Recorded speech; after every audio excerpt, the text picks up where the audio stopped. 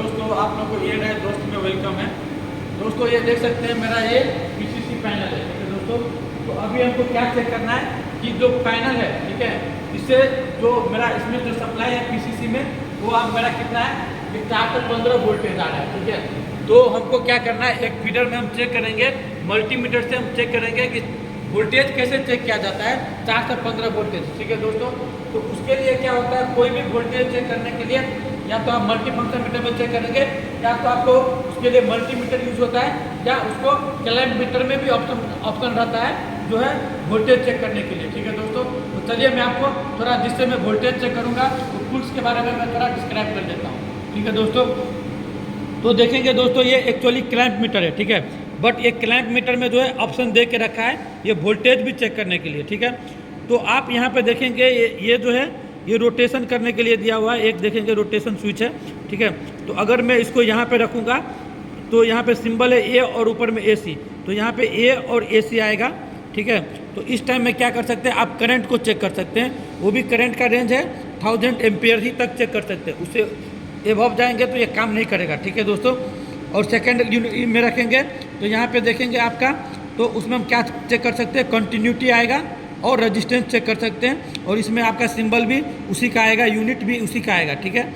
ऐसे आपका यहाँ पे DC वोल्टेज के लिए हो गया। और हमको चेक करना है अभी AC वोल्टेज, तो हम AC पे डालेंगे, ठीक है दोस्तों। AC पे डालेंगे, अगर जिस टाइम चेक करने टाइम अगर होल्ड करना चाहते हैं तो यहाँ पे डाल देंगे तो वो वैल्यू होल्ड हो जाएगा। तो चलिए मैं आपको पैनल में लेके चलता हूँ, ठीक है।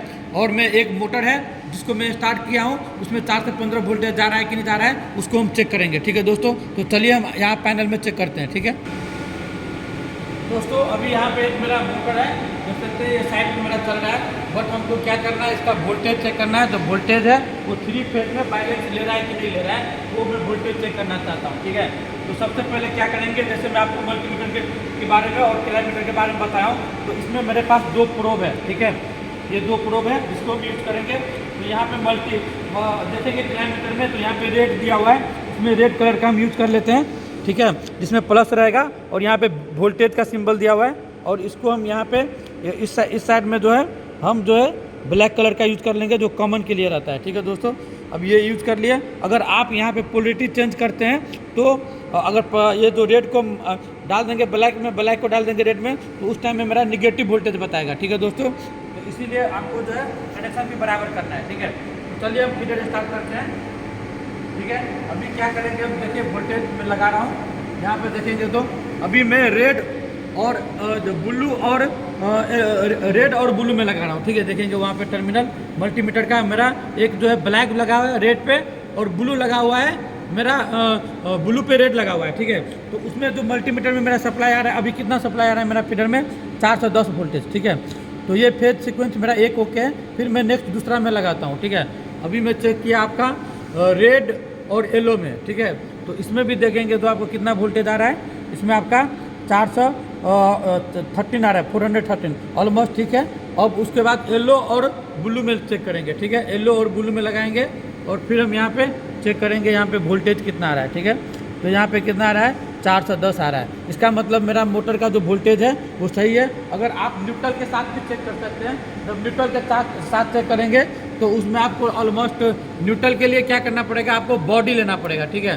तो जैसे बॉडी के साथ कहीं पे भी बॉडी को आपको चेक करना है, और इसके साथ चेक करेंगे तो 230 240 वोल्टेज आएगा, ठीक है दोस्तों। तो अभी चेक कर सकते हैं इसमें। अगर सेम में लगाएगा, जैसे आप जो है येलो में दोनों कलर लगा देंगे तो उस टाइम में आपका वोल्टेज नहीं बताएगा, क्योंकि वहाँ पे पोटेंशियल डिफरेंस नहीं बन रहा है, ठीक है दोस्तों। तो दोस्तों इस तरीके का वीडियो देखने के लिए जो मेरा ENI दोस्त चैनल है उसको सब्सक्राइब कर दीजिएगा, और इससे रिलेटेड कुछ भी प्रॉब्लम है तो आप कमेंट कर सकते हैं, ठीक है दोस्तों। चलिए दोस्तों आज के लिए ओके बाय।